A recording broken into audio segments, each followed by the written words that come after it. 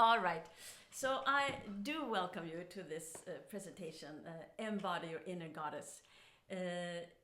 For you who are new to me as an astrologer, I do Western tropical astrology. There are many different kinds of astrology, and this is the only one I know about. They all work one way or the other.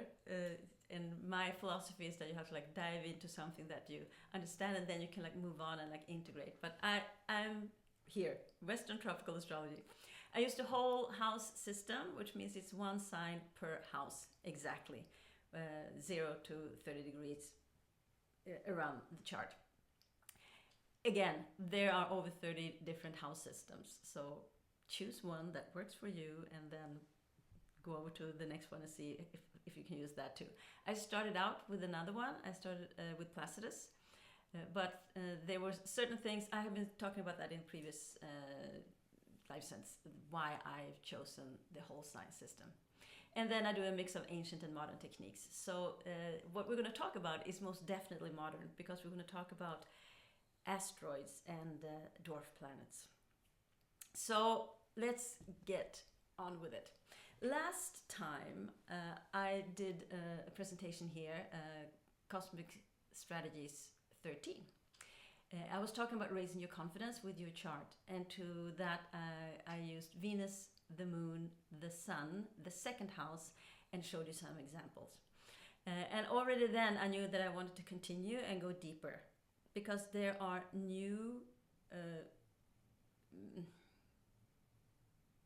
entities in the skies that will show more nuance and give you more perspective on your chart and your innate, what is traditionally called female aspects, the archetypes of the female. And since astrology has been a male-centered art, science, it has been, as one of my mentors, the fantabulous Rick Levine used to say, is that we have to remember that astrology is, Western tropical astrology, is founded and explored by white, rich men. And by that, it also excludes certain things and gives a bias towards certain ways of looking at things. So, I will talk about asteroids and dwarf planets. And how come I do that? Because very few astrologers actually dive into this. It's rising, it absolutely is. But how come I started right away? In 2019, when I started to study astrology, the first thing I did just about was to go down to our fantastic library here in Malmö and see what they had on astrology. And that was in November, December of 2019. And they happened to have this book, The 10th Planet, by Henry Zelsa. And so I just grabbed everything they had and I started to read it. And I was fascinated because it was really talking about things I'd never heard of before. But I also realized that there were certain parts of astrology that were evolving and developing into new arenas, or embracing new ways of looking at and thinking about how we can use those entities up in the skies. So I looked into Aries. So that was one of the first things I did, and I understood just about nothing. And I was intrigued. So I went out there and I started to Google, or rather, I Googled too, but it was a lot like YouTube and to see asteroids. And then I ran into Dimitra George, which is the godmother, you could say, of asteroids. And I was hooked right away. So I have been looking into these more or less since the very beginning of my study. Even though I don't use it that much with my clients, because part of it is how much can you take in? My own experience of getting my chart read in the beginning was that it was said so much. And I've said this before, and I'm going to say it again probably a million times, that when you just get a chart reading and you look into it, oh, that looks interesting, that's, oh, I know, I understand that. Then you put it on the shelf and it becomes shelf-happy and you can't not use it. You don't know how to use it. As far as I see it, in reality, you need an astrologer by your side to help you dismantle the mysteries and also how to use it in your life, how to be friends with your chart and explore the mysteries of yourself, because it really is a map into who you are and who you came here to be, and how you can evolve into something more. And that is where I combine my 30 years of experience as a coach and a therapist with the astrology. And it's I must say it's amazing. It's amazing in my own knowledge of myself. And now when I've started to like more look into and elevate the asteroids and the dwarf planets, it becomes even more rich. So we're going to talk about female archetypes, and the reason I have Mary Wollstonecraft here is because she wrote a book in 1792. It's called a pamphlet, A Vindication of the Rights of Woman. I have not read it, but I have looked into her and her life, and I did write an article about her that I published last week on my app. So if you want to read that article, I'm not going into her life here. If you want to read the article, you can go to the app, Cosmic Strategies. Yeah, you saw the QR code. And she was talking about, in a very philosophical way, and she was living a life in a very bold way that deviated from the norm. She raised the question of being a woman that is 100% equal to men, not above, not below, not on the side, but an equal partner to men. She was talking about how men actually should be part of the household and take 100% their responsibility, which is like 50-50. So that is one of the things, and we are still struggling with that, right? We are still struggling with that over 200 years later.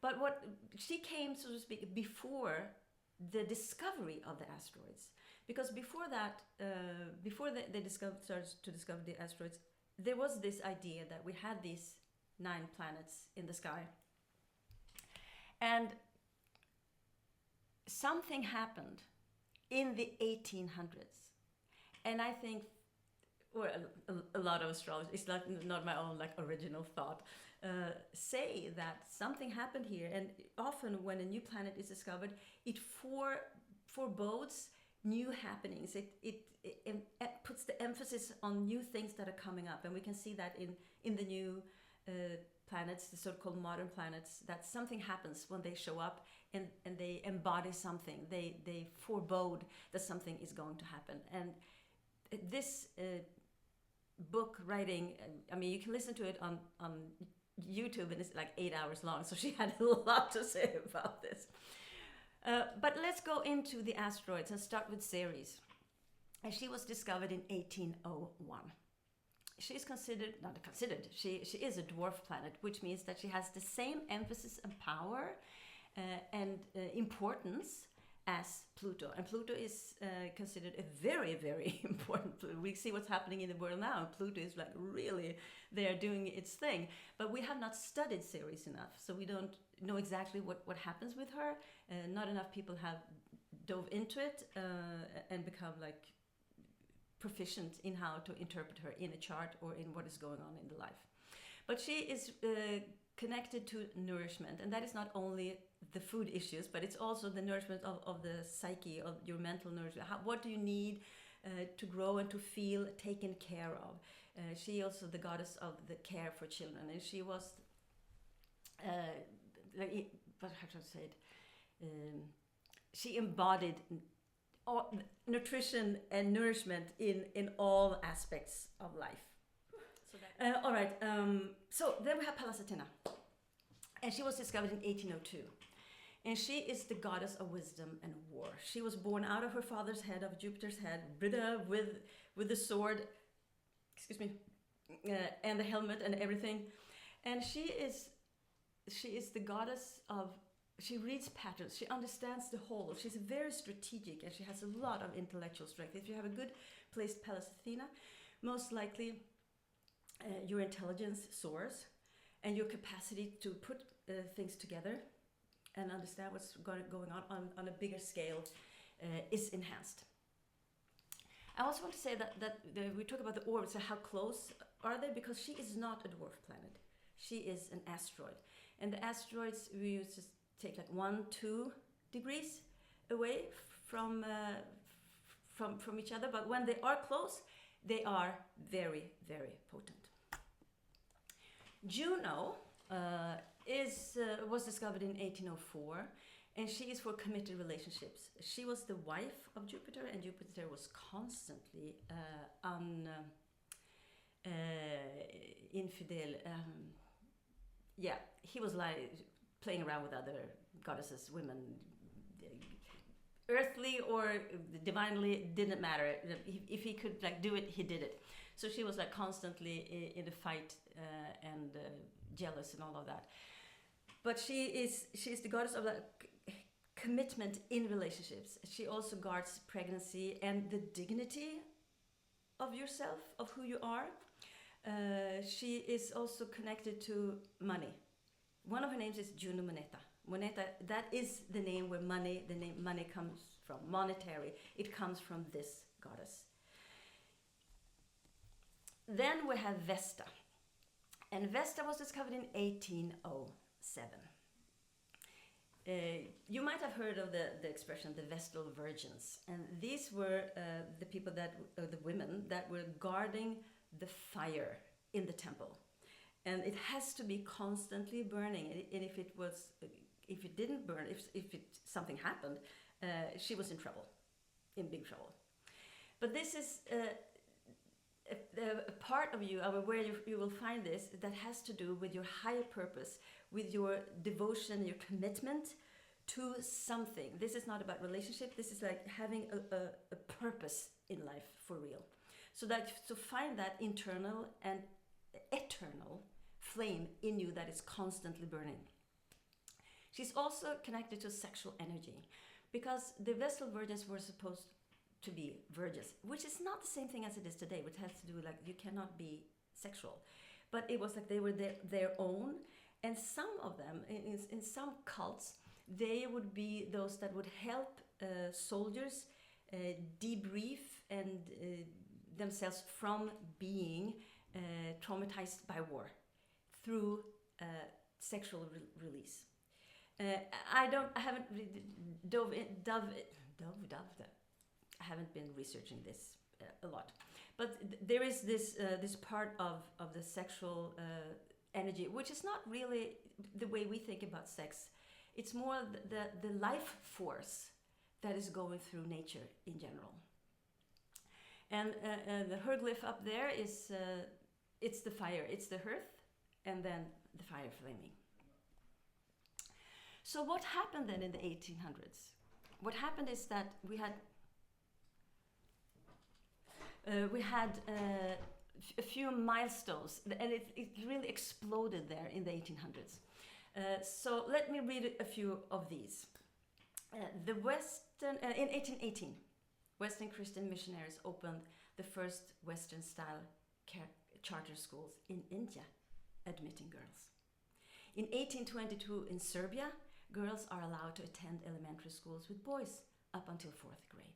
So I'm not going to read all of them all the way through, but you can see that something's happening here in the 1800s. And I have looked through Wikipedia to see like what happens like in women's history, and nothing much happens until the 1800s, where it explodes. In Brazil, in 27, the first elementary school for girls. In 1931, Mississippi College became the first co-educational college in the United States to grant a degree to women. Oberlin College in 33 becomes the first college to admit women alongside men. In Bulgaria in 41, first secular girls' school. 48, the Seneca Falls Convention sparked the women's suffragette movement. 1851, Sojourner Truth delivers Ain't I a Woman, advocated for both abolition and women's rights. In Egypt, in 1953, the first Egyptian school for female opens. The Ottoman Empire in 58, the first state school for girls is opened. In Ghana in 59, all girls boarding school opens. 65 in Finland, women are declared legally independent at age 25. Sorbonne admits women students. the National Women's Suffrage Association in the US in 69. In the 70s, Married Women's Prosperity Act in the UK, allowing control over the women control of the earnings and property for the first time. In Chile, universities open for women. United Kingdom, again, the Local Government Act allows some British women the right to vote in local elections, which is one of the earliest forms of voting rights for women in Europe. New Zealand, the first country, the first independent nation to grant all women the right to vote. And then we had South Australia that allowed women to vote both and stand for election. So I just ran through this. If you go to Wikipedia and look this up, it's insane. It's like, I just had to pick some. So, and I wanted to show that it's not only going on in Europe, because when we talk about these movements, we usually talk about Europe and the US. But it's all over the place. It happens all over the place. And because the skies are ruling us, or not ruling that way, but like are affecting us all over the place. These discoveries of these planets, and the fact that the asteroids and the new dwarf planets got names associated with women, it speaks volumes. That's all I want to say. It really speaks volumes about what was going on and the effect of this kind of discovery. So whatever is happening in your chart, what I have discovered in my own chart, not only with asteroids, but when I see certain things, suddenly some things just make sense. Aha, that's why. That's part of me and my essence. And there are also ways to see how you can evolve that and use it further on in your life. Now, let's talk about Aries, because Aries was discovered late. She was discovered in 2005. And that is the book I was talking about. I read about this goddess and this dwarf planet. One of the first things I did, and she is the one who, or the book catapulted me into this new way of looking at astrology. And I'm really grateful that it came from the very beginning. So she is the goddess of strife and discord. And I used to say that she's the one calling out BS. She embodies feminine wrath, and she points out at what is unfair. She points out when it's unjust. And one of the things that I saw that was really good about the book is how he pointed out charts, not only women, but both men and women that had strong Aries in their chart, and how they worked and how they like opposed things. It could be in science, it could be in human rights, all kinds of arenas, but where this planet helped them to point in directions where things had to change. And as she is a dwarf planet, she is equal to Pluto. When she was first discovered, they thought she was like slightly bigger. Now they have decided that she's slightly smaller but denser. I mean, she's heavier than Pluto is. And before Aries showed up, Pluto was considered a planet. But when Aries showed up, he was demoted to become a dwarf planet alongside her and others, Ceres, for instance. So also this thing that when she showed up, things had to change. And they were like shifting into like an other way of being. The apple she's holding in her hand here is the apple that started the Trojan War. I'm not going to go into that. No, this is something I say frequently. I'm not going to go into that. But it was a question of making some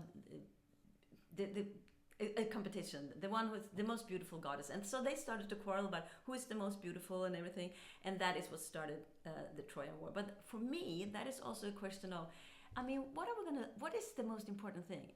What I look like, or what I stand for?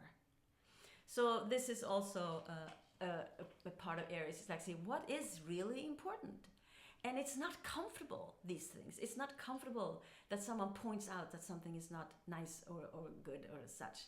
And I think that the reason that she is here now with us and was discovered is because the women's movement around the globe is going backwards. And she's pointing out, no. this can't be. Today is the 6th of November 2024, and whatever happened in the US election, Kamala Harris has been saying all along, we're not going back. And for me, that is such an Aries voice. We are not going back. If we look to Poland, many years ago, they took away the rights for women for abortion. There was a time in Sweden when women in Sweden would go to Poland to get an abortion. Those days are gone. We have free abortions in Sweden, so that's not an issue. But it's just pointing out that it's going backwards. And look at Afghanistan. It was a very progressive place once upon a time. That's all gone. We know what's going on in the US. We know that women are dying because they are not allowed medical care that has to do with anything that has to do with them being females, being womb barriers, wombened. And so I think this is why she's here, and I think we're going to see a lot of wrath, a lot of fiery anger, and it's not going to be easy. She calls out what needs to change within you, in your circle, and also out in the bigger society, with politics, with education, with whatever is going on. So I think that we are moving into an era where the resistance towards going backwards is gonna show up, and I think we will all be needed, because it's not easy to say no. So what I want to do now is I want to take a look at Mary Wollstonecraft's chart and see what she has when it comes to the asteroids and dwarf planets. So first, I found it fascinating that right up on top in her chart, at 2 degrees, she has Venus, the Venus symbol, and it's an oval, and you can see there's the Mercury sign and the both up and down below her. And Mercury stands for communication. She decided to become a writer, which was very controversial for being a woman. And she's also conjunct on each side of like Gemini and Taurus, but they are like only 5 degrees away, so they are affecting each other. So that is the symbol, the Venus symbol, that became the universal global symbol for feminism around the world. And we can say like this was, she was a feminist before the word even existed.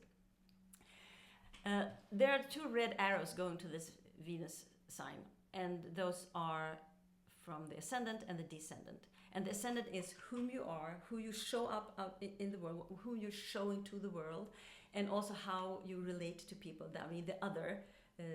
And those are all going to Venus. And she was very much into the relationship with herself. I mean, she was exposing herself, and this was a struggle. As much as she was much into the relationship with others, and she had very close and intense relationships, both with men and women. Not in a bisexual way, but intense relationships, and it all points towards this Venus at the top of her chart, where she, as Venus in Gemini, is like this very intellectual thinking and putting things together and putting them out into the world, as Gemini is ruled by Mercury and is very much into communication, writing, speaking, teaching, all of those things. But the ascendant and the descendant, those red points, are also having blue arrows going up to Vesta. And Vesta is about devoted relationships out in the open, and also being very like this burning desire. And it's in the 11th house of friends, of mentors, of being out in the world, of communities. So what I see here with her Vesta, that is, it's not, because it's an asteroid, we would not say that it's conjunct the North Node, but the North Node is in the same sign. And it's Cancer, so it's something about taking care of and being, having your outer circle, friends, communities, associations that you belong to, being part of your family, being like a family experience. And I think that is absolutely true with her, because when she got into it, she was totally devoted to her cause. If we then go down to Juno, which is down in that blue place with Scorpio, I have said unconventional partnerships, most definitely. It's also a strong blue arrow up to Uranus in her seventh house of one-to-one relationships. She was a very unconventional woman. She had lovers. She had 2 children out of wedlock. She had very close relationships with women. So she was unconventional that way, but she was also very devoted to the partnerships that she had. For her friends, she would like be there, and she would help out as much as she could, and always be a great support. If we go to Ceres, which is a dwarf planet, which is up in the green in Taurus, it's in the 9th house. The 9th house is philosophy, higher study, long distance connections, and this is she's conjunct the moon, the body, the emotions, the memories, vulnerabilities, and it's also close to the MC, which is right there. So the 11th house, the 9th house is also about going out into the world, long distance connections. She traveled, she spoke French, she spoke German, and when she started her writing career, she started translating. That was like one of her parts. She wrote articles and books apparently. But this thing of being connected out into the world was very important to her. And she wanted to give nourishment series to girls' educations. She wanted to educate them. She wanted to spread her philosophies and get out into the world and reach girls and women. And she absolutely did. Again, read the article. It's not very long, but it's an article where I like to talk a little about this. So that part was just so important for her way of feeling safety. She wanted to elevate the safety of women in the world, of girls in the world. And you are safer when you have knowledge, when you have education. And I think that's, it's already half an hour.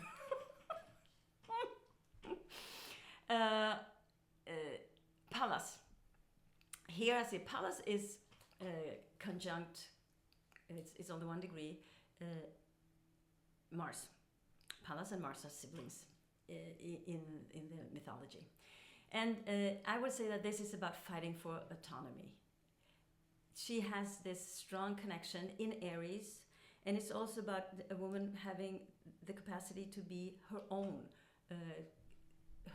finances, to rule over her own life. 8th house is other people's money. And I would say, no, not other people's money. Let me have my money for me. Let me gather my life towards myself and fight for that really hard. And she absolutely did. And then we have Aries down in the 4th house of family. And she was very much into like family dynamics are unfair. And I heard one astrologer say that Pluto only has one friend, and that is Aries. And as you can see here, there are the 2 dwarf planets are like conjunct within her house of home and family, and she was so strong in her conviction that men and women had to be equal. Men and women had to take as much care of the home as the other part. Take care of the children and whatever needs to be done. So that is just a very quick thing about her chart. I think it's a good thing to read the article and learn more about our history. This is women's history that we don't learn so much about. And what I want to say before we finish today is that women are underrepresented, not only in astrology, but everywhere. And we are being fostered into a certain way of being, behaving, and thinking from the very start. our brains, so to speak, open up in the third trimester of pregnancy. So we start to gather information. And the first 7 years, we only gather information. We only download so we can survive within the tribe and what is expected from us. And a long time ago, when I was still studying to become a Gestalt therapist, I read a study about how they had been looking into what happens in the delivery room to see if people reacted differently if it's a boy or a girl. And it takes, get this, it takes 40 seconds before the programming starts to be implemented. Which means when they know it's a boy or a girl, they start talking to this little baby in a certain way.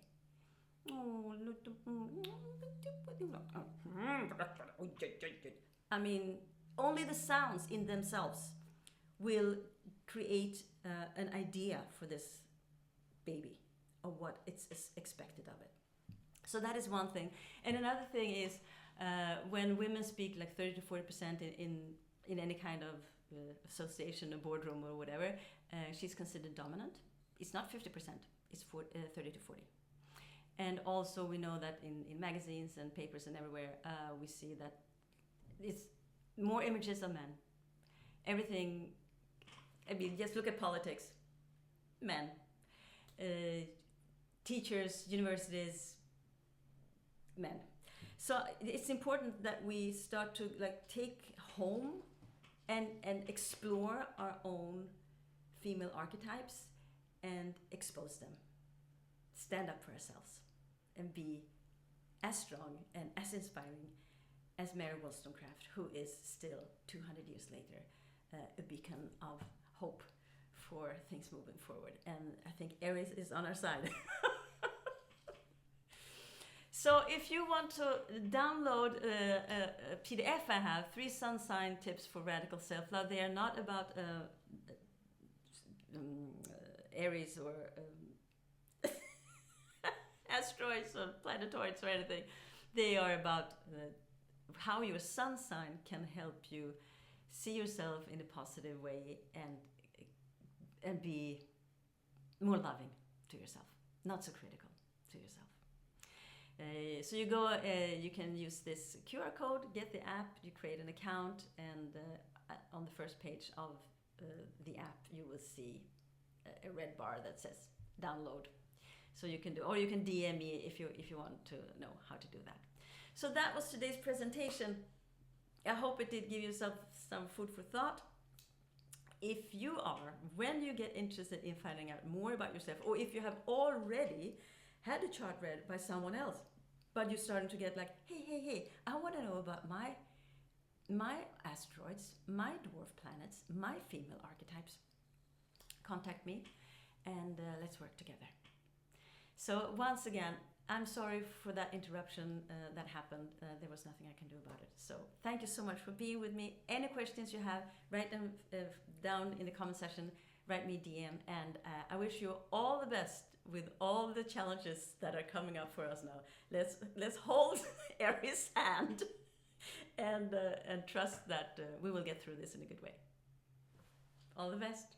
Bye for now.